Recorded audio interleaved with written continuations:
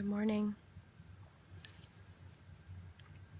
So, today's theme is adversity is the path to truth.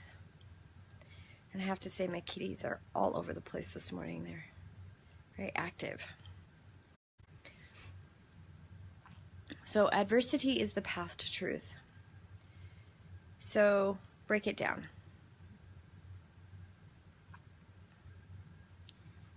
What does adversity mean?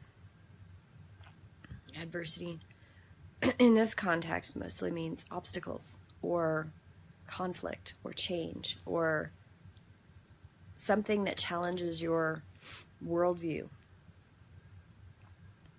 I sometimes wonder if these videos are a challenge to the worldview that we live in, but adversity. Also, it can be an obstacle that seems insurmountable, that's you don't think that you can overcome. Someone who challenges you and challenges the things that you believe in and challenges your perception of the reality you live in. And then truth. Truth is truth. Now, from a scientist's perspective, gravity is a truth, yes? So there's a formula, there's a scientific theory, and there's a proof. There's a proof that backs that up. Then you have the person who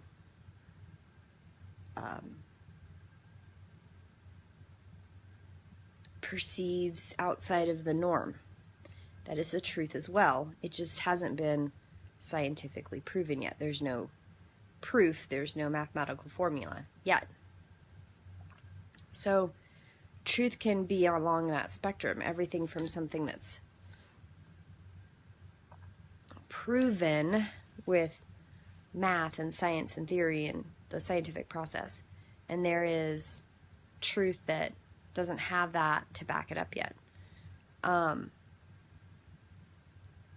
it's at that point a belief or a perception rather than a truth to the eyes of the scientist. So there's a whole range in that.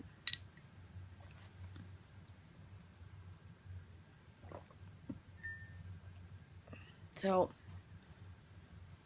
I'm going to read from my Come as a Brother, mostly because my head hurts and I'm having trouble thinking straight, so we'll try this.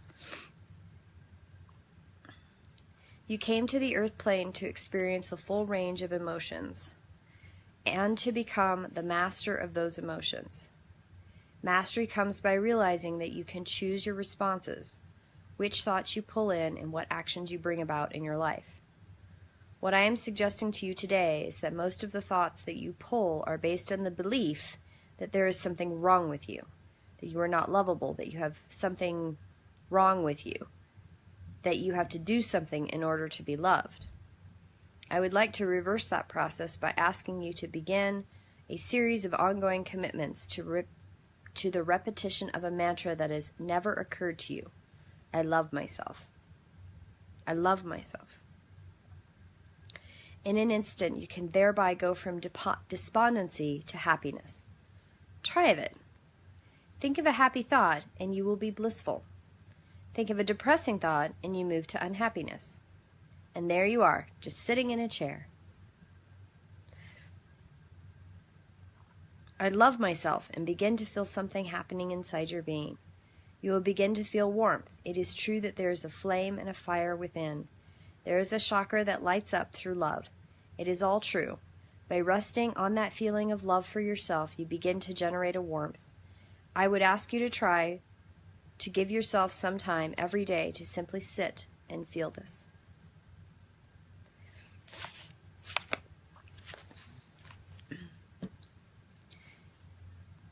You know,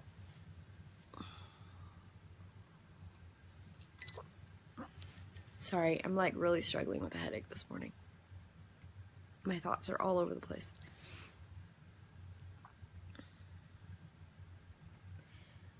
When you encounter adversity, when you encounter something that challenges your truth, I challenge you to not throw it out the window, but sit with it for a moment. It doesn't have to be a long moment. It just needs to be a breath. A breath. You know, people have come to me and asked me questions of different things. And something that I always try to do, no matter what the question, is I try to take a breath in that moment and sit with the question, sit with the information, to allow my peace, my center, to absorb that question or absorb that piece of information and follow the threads of truth within that. Follow the threads of what fits and what doesn't fit. And I don't always get a clear answer, an answer that is absolutely yes, and these are the scientific reasons of X, Y, and Z. Sometimes it's very clear, sometimes it's not. But you sit with that information. It doesn't mean you take it into you and own it. It's not your stuff, but you sit with it. It's like you sit in a column of your peace in your center that goes from your crown all the way down to your root. You sit with it. And then that question that comes at you, you let it sit beside you. You let it reside in the space of your breath.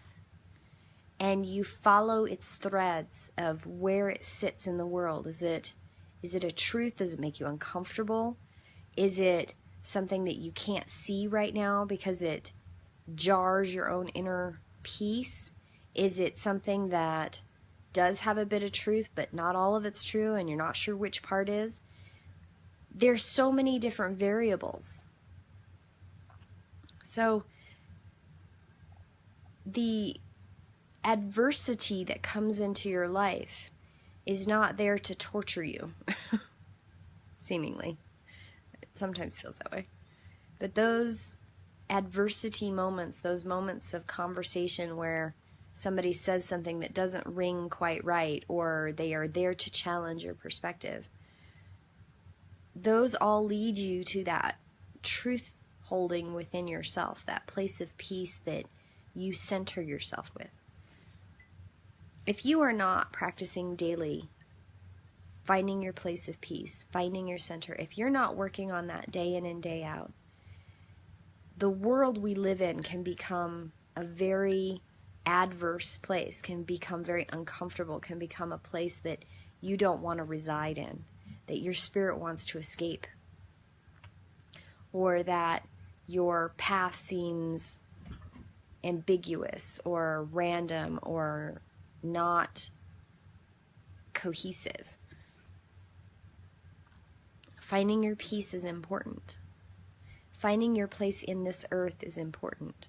Wandering through your days with no truth to hold you down can be very difficult.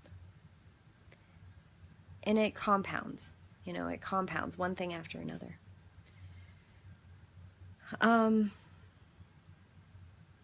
hope everybody's able to get outside every day, to really get out in the earth, and be a part of the earth, and enjoy the weather, all the variables of seasons. Every day on Facebook, and every day on whatever social media I'm browsing to kind of get the sense of things, there's always somebody bitching about the weather. We live in the earth. It is a part of us, and we are part of its ecosystem. We are not separate. Our modern culture puts us in houses and automatic heat and automatic light, and I like these features. I love flushing toilets. I don't want to give that up. But we've disassociated ourselves with the earth in which we live. We need, even modern people with all of our lovely accoutrements and lifestyles, we need to get outside. And we need to be in it.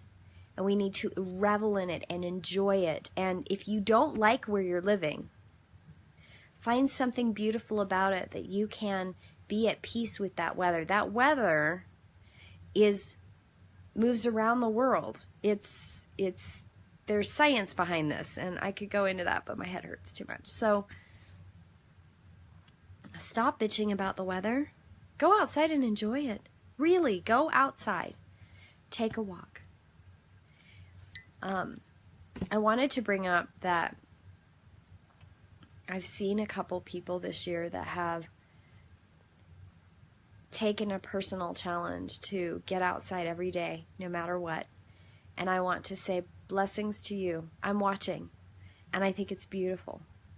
And keep doing that. There are more of you out there, and the more of you that are out there, the more you connect to that universal earth consciousness that's a part of all of us. And you help bring us all up and aware and awake. And it's something that we all need to do. Every single one of us needs to get outside every single day and walk. Even if it's for 10 minutes, but be outside. Get out of our square boxes and our automatic air, and our automatic heat, and our automatic light. We need it. We need it as a species, as a culture, as people. I also wanted to bring up that I have a friend and his wife. They're both my friends. I can't say that they're close friends, but they're people I admire, and I know them, and I've stayed in their house, and I've known them for years, and they have a beautiful boy named Jeb who is missing. I've posted these things on my private Facebook page, and I'm going to post a posting on Elemental Healing so you can see it, those of you who don't follow me on Facebook. He's missing, and he is very much loved and cared for, and his parents are really hurting that he's missing. And anyone pass this message forward and help find him and bring him home safe. Jeb is a beautiful spirit. Sorry, I keep getting choked up about this, and I can't figure out why. It's like I'm overcome with a whole wave of grief, so sorry about that, but he's missing, and I'm gonna post the missing stuff on my Elemental page so you can link it and share it. He's a teenage boy, and he's hurting, and he needs help, and he's missing. So let's bring him back to his family, hopefully safe. So that's the last thing of today, other than, on a lighter note, what is today in history? So what does our book say? It's the 25th of January, right? Yes. Good luck rituals are traditionally performed during Vietnamese Lunar New Year festival called Tet, which takes place annually on or around this date. Offerings are made to ancient deities and ancestors, traditional feasts are prepared, and evil spirits are driven away with whistles, bells, and horns. That would be cool to do. Okay. Off to the races. So have a blessed day. Thank you for joining me for morning devotional. Today's theme is adversity in the path of truth. Is the path of truth. And I wish you a blessed day. Blessed be, and I'll see you tomorrow.